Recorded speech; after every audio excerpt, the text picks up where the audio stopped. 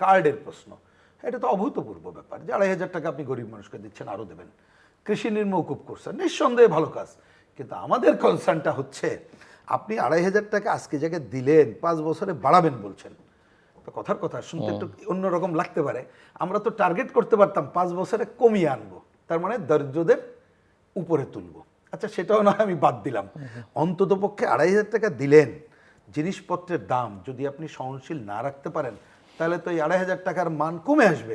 তাহলে ওই দরিদ্র মানুষের জন্য আপনি 9টা পণ্যের রেশনিং ব্যবস্থা কেন চালু করবেন না? তাহলে আপনার কিন্তু 2,500 টাকা সে যথাযথভাবে পেত। কৃষি কার্ড 12 লক্ষ কৃষকের ঋণ মুকুব হয়েছে, খুবই ভালো খবর। কিন্তু যদি আবার এই 12,000 কোটি টাকা দিতে, হ্যাঁ 12 লক্ষ মানুষকে, কৃষককে, বিরাট ঘটনা। কিন্তু যদি আপনি কৃষির উৎপাদনের জন্য কি বলে বীজ, সার, কীটনাশক, পানি, কৃষি কার্ড ন্যায্য মূল্যে, না আসি কৃষি কার্ড মানে তো টাকা 2,500 টাকা, না ওইটা তো ফ্যামিলি কার্ড। না আসি ফ্যামিলি কার্ডের ওইখানেও টাকা, আমি যতটুকু দেখেছি ওইখানে একটা এক্সট্রা টাকা দেওয়া হচ্ছে। আর আগেও কৃষকদের কিন্তু কার্ড, আগের আমল থেকে এগুলো আছে। আমি সেটা একটু শেষ করি, বলছি যে তাহলে উৎপাদন খরচ কিভাবে কমে আসবে দেখার সাথে আরেকটা কাজ করতে হবে, যেটা আলোচনা থাকে না। ধরুন পেঁয়াজ খারাপ অবস্থা যাচ্ছে, আপনি এই কৃষক তো কয়দিন পরে পেঁয়াজ কিনবে না, এই উৎপাদন করবে না, তাহলে সরকারের উদ্যোগে, কারণ সরকার তো টাকা খরচ করছে, কিভাবে ওই পেঁয়াজ লাভজনক মূল্যে কিনে কিভাবে দিতে পারে। আমি বলছি এই বিবেচনাটা সংস্কার, আপনি এইমুখী কাজ করেন। আরেকটা ছোট্ট করে বিচার বিভাগ, এইটা নিয়ে আগের সেক্রেটারিয়েট গঠন হয়েছিল, অমুক হয়েছিল, সেক্রেটারিয়েট নিয়ে নানা কথা থাকতে পারে, আছে, আমাদেরও আছে। আগে আমরা দেখেছি যেভাবে অন্তর্বর্তীকালীন সরকারের সময় যেভাবে নিয়োগ দেওয়া হয়েছে, সেই নিয়োগ ঠিকই হয়নি, এটা কিন্তু এই আপনার টেবিল অনেক জায়গায় আমরাই বলেছি, যেভাবে করা হয়েছে। হয়তো বা ওই বিচার বিভাগের সচিবালয়ে একটা বিশেষ গোষ্ঠীকে করা হয়েছিল বলে আমরা শুনি, আমরা জানি না, কিন্তু এটা বাতিল না করেই ওই জায়গাতে বিকল্প দক্ষ দল নিরপেক্ষ লোককে নিয়োগের কাজটা তো করতে হবে। সেই ধরনের কাজ না করলে এইটা হবে না। তা আমি বলছি এটা মূল্যায়নের সময় এসে আমি একমত, 6 মাসে তো এখনো হয় নাই, কিন্তু এই কাজগুলো যে যথাযথভাবে কাজটা শুরু হয়েছে, এবং এইখানেও কোনো আবার সব জায়গায় বিএনপি, আগে ছিল লীগ, এখন দল, এইটা হবে না, এইরকম জায়গা কিন্তু এখনো জনগণের সামনে দৃশ্যমান হচ্ছে না। সেটা না হলে যেটা হবে, আমি পরিষ্কার করে বলি, এই জনদুষ্টিবাদী কাজ শেষ বেলায় কিন্তু আপনি ওই যে বললাম যে ছাত্র সমাজসহ অন্যরা মনে করেছিল আর না হয়তো যার যার মতো করে, আপনি আর না আপনার মতো ভেবেছেন, আমি আমার মতো ভেবেছি, একজন তরুণ ছাত্র তার মতো ভেবেছে।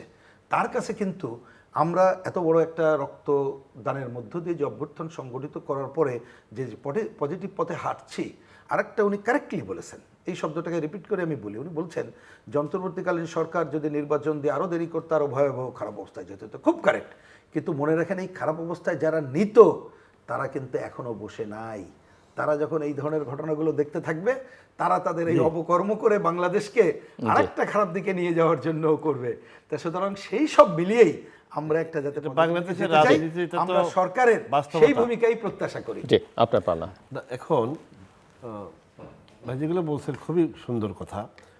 প্রথম কথা হচ্ছে 6 মাসেই সব কিছু বলে দেওয়ার সুযোগ নেই, আবার 6 মাসে বলে দেওয়ার সুযোগ নেই, এই সুযোগ নিয়ে বসে থাকাও যাবে না। 5 বছরের মধ্যে 6 মাস কম সময় নয়, 1/10।